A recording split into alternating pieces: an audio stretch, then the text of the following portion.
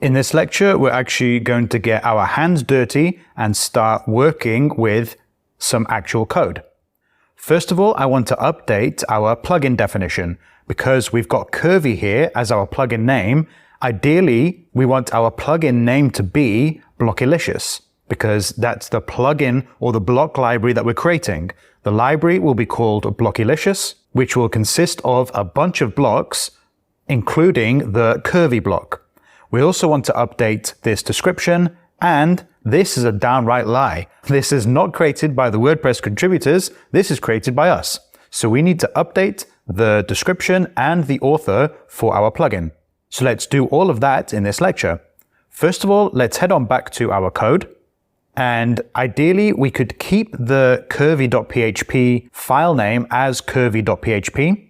However, it makes a lot more sense to call our file name Blockylicious because that's the name of our plugin. So first of all, let's rename Curvy to Blockylicious. Then I'm going to update the function on init. So we're hooking into when WordPress initializes. We're going to call the create block curvy block init function, which is this function here. However, I'm going to rename this to create block Blockylicious block init. So I'm going to do exactly the same in the reference here. I'm just going to replace Curvy with Blockylicious. Now, one thing I didn't mention in the previous lecture was this register block type function is a built-in function from WordPress. That's why we have access to it within our PHP file. So if we scroll to the top of our blockylicious.php file then, we can update the metadata in these comments. So the plugin name, let's rename this to Blockylicious.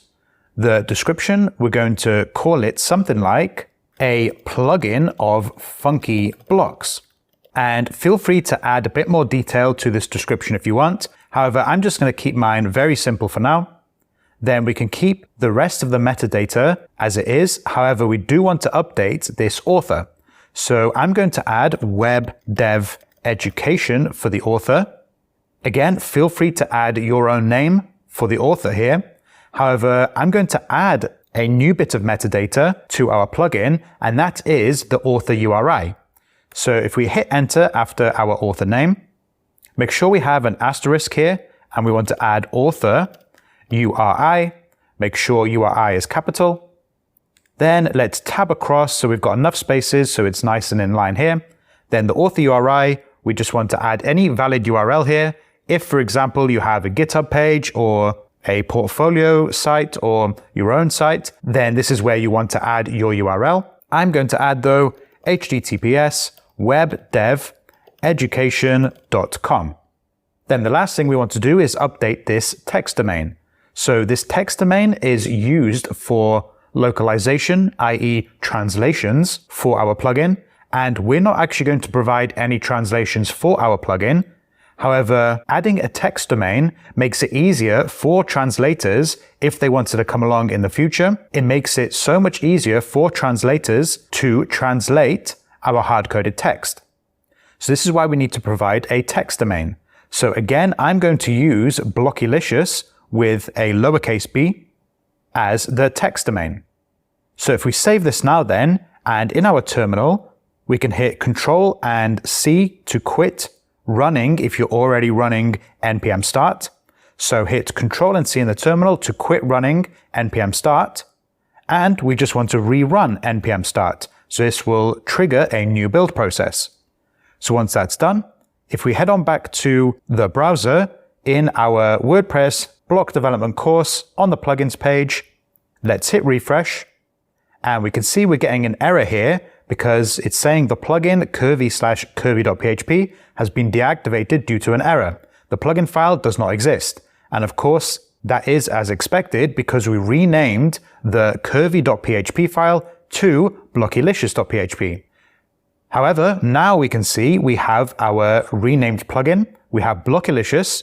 The description is a plugin of funky blocks.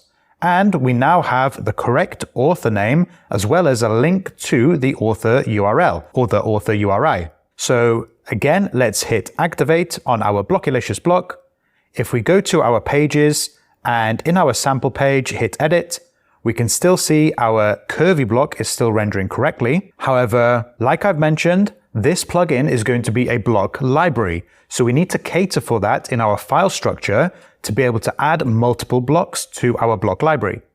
So again, back in our code, what we can do is within this source directory, let's add a new folder in here and let's call it blocks.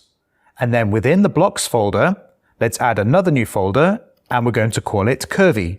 Then all we need to do is simply copy the block.json, the edit.js, editor.scss, index.js, save.js, and style.scss, copy all of these and move them into the curvy directory.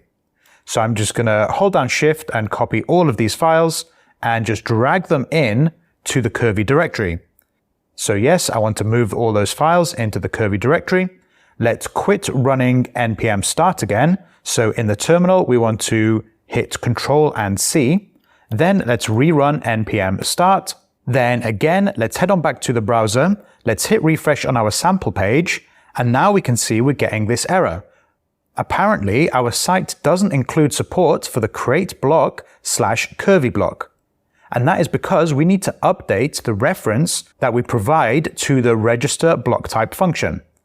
So again, back in our code, in our blockalicious.php, if we scroll down to where we're registering our block type, we need to update this /build directory to the new directory that contains the block.json file.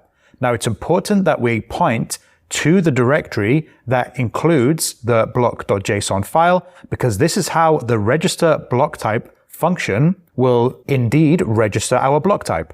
It needs access to that block.json file. So if we check our build directory then, in curvy build, we can see now we have build, but we have blocks, we have curvy, and then block.json. So let's update our directory path here. So instead of /build, we need to add /build/blocks/curvy. So let's hit save on this. Then back in our browser, on our sample page, let's hit refresh. And there we go. Our curvy block is again rendering correctly. So now that we've got our hands dirty with a little bit of code and we've updated our directory structure in our project to be able to cater now for multiple blocks for our block library, in the next lecture, we're actually going to make a start on implementing all the really cool stuff that we need for our curvy block. So if we quickly refer to the completed project, what we're going to do is we're going to make a start on all of the side panel settings for our curvy block.